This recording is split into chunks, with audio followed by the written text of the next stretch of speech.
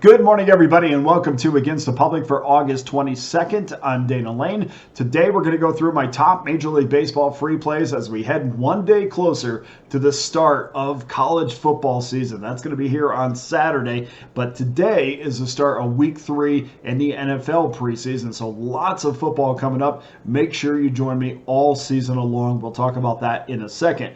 After the show, please go over to Pickdawgz.com. I'll have my NFL preseason, Major League Baseball, and WNBA individual plays loaded up, and of course we'll have 3-packs for each one of those sports as well. If you were with me last night, well, you enjoyed another perfect 3-0 mark in Major League Baseball on the premium plays, and another 2-1 mark in the WNBA, and that makes it 10-2 over the last 2 days. That's pretty good. So hopefully everybody that's been able to tail over the last couple days, please just come back again. I mean, we're loading up for the weekend, and this football season is going to be just as incredible as last season. You can jump on those single plays or those 3-packs for just $49.99. And of course, every single play and every 3-pack comes with our Pick Dawgz win guarantee. You must profit or receive an immediate site credit for the purchase price. So for instance, you get 3 picks, you must win at least 2 of those, or you'll get a site credit for the purchase price. In addition, there's only one way to get every play I release, and that's to simply become an all-access member. And you could do that for the next 30 days for less than $11 a day, the next 90 days for less than $10 a day, or better yet, guys, just jump on that all-access pass for the next 365 days for just $3.70 a day. As we mentioned, 2 days away from college football, and as I promised, I have my college football and NFL packages loaded up as we speak. You can get the entire season and the entire college football or NFL season for just $599.99, or you can get both for $899.99. And of course, as the season goes on, we'll kind of prorate those, but that's what they are right now. You want to get started. If you're with me last year, over 4,000 units won between college and pro football. Everything's documented up on the Pick Dawgz website, so don't miss a play.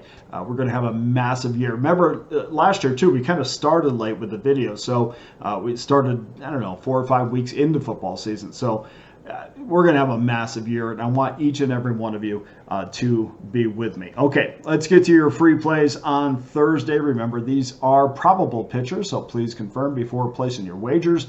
1:05 Eastern Time, 9:51, 9:52. Colorado Rockies against the Washington Nationals. Nationals minus $1.22.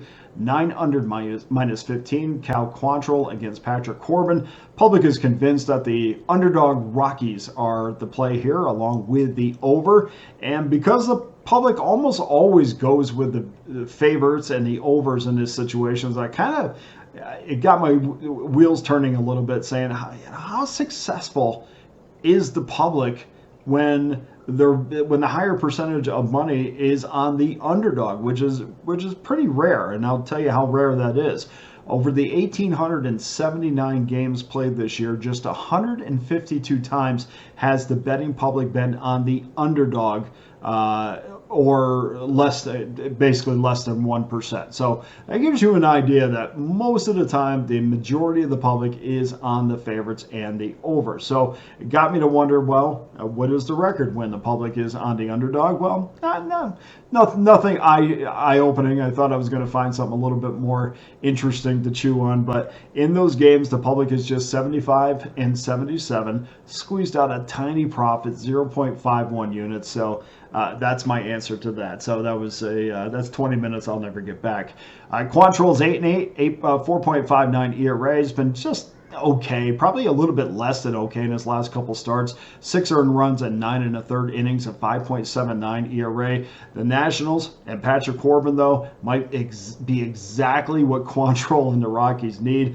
Corbin has a 2-12 record, has a 5.92 ERA, and in his last 5 starts, the numbers don't get any better. Corbin's 0-3 with a 9.25 ERA.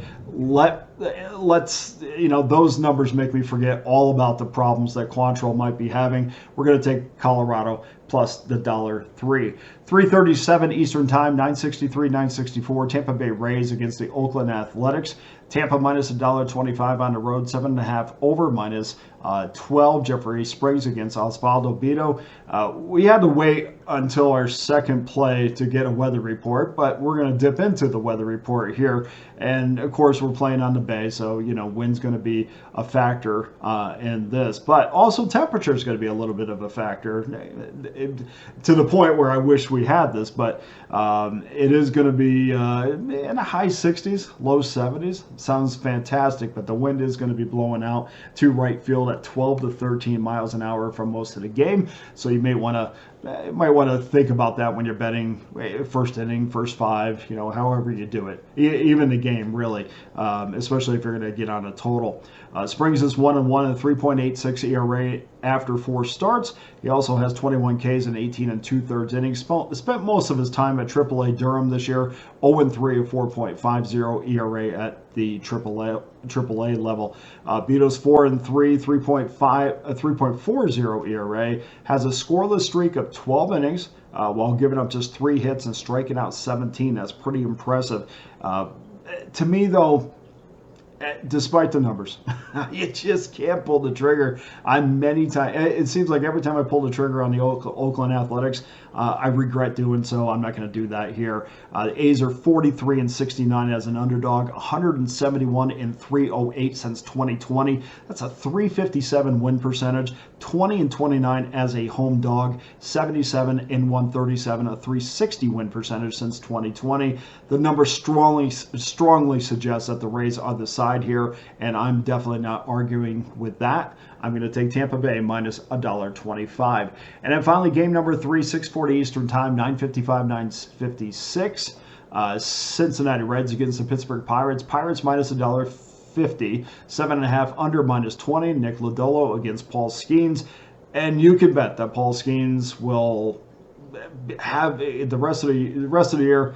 It's going to be spotty starts, and every one of them is going to be at home, because that does a couple things. A, it limits the wear and tear on his arm, because the Pirates are not going to make the postseason this year. It's going to limit the wear and tear on his arm, and it's going to make money for the Pittsburgh Pirates when he pitches at home. So they're certainly not going to waste Paul Skeens on the road, where he can pack PNC Park down the stretch. 92% of the money is on the fringe Cy Young Award candidate, while 82% of the tickets follow suit. None of the wagering has really been enough to move the side or the total, but that's the percentages so far. Skeens is 7-2. He has a 2.30 ERA, 121 Ks and 98 innings. And I've watched every pitch this kid has thrown, and it's interesting about Skeens. And to me, this is pure speculation that someone in the Pirates organization is saying, hey, look, we know you throw hard. We know you throw hard into the 8th or 9th inning, but we're really trying to lengthen the amount of time that you can help this ball club. So we see his velocity come down just a little bit. I think he's averaging 98, 99 miles an hour, something like that.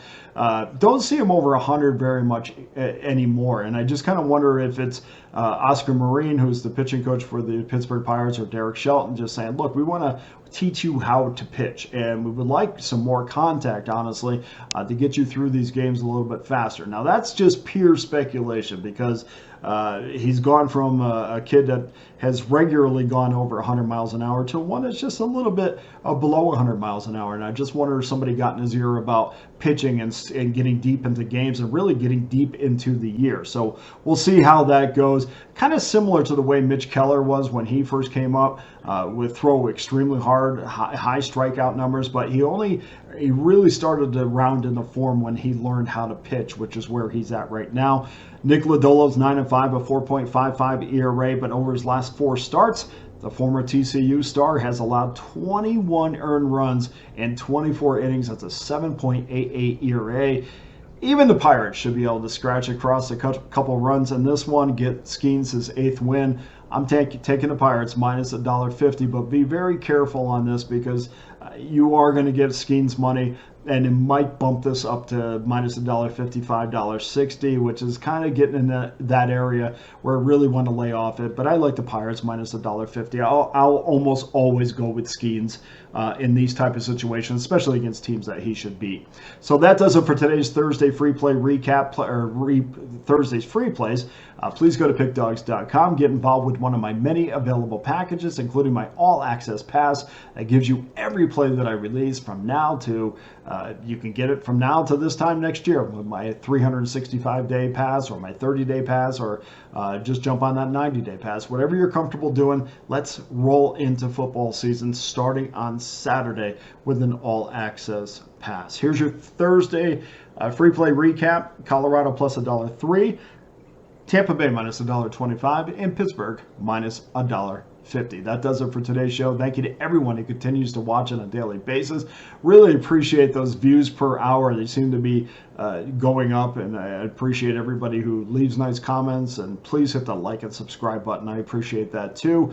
For Against the Public, I'm Dana Lane. All the best to you and your plays on Thursday.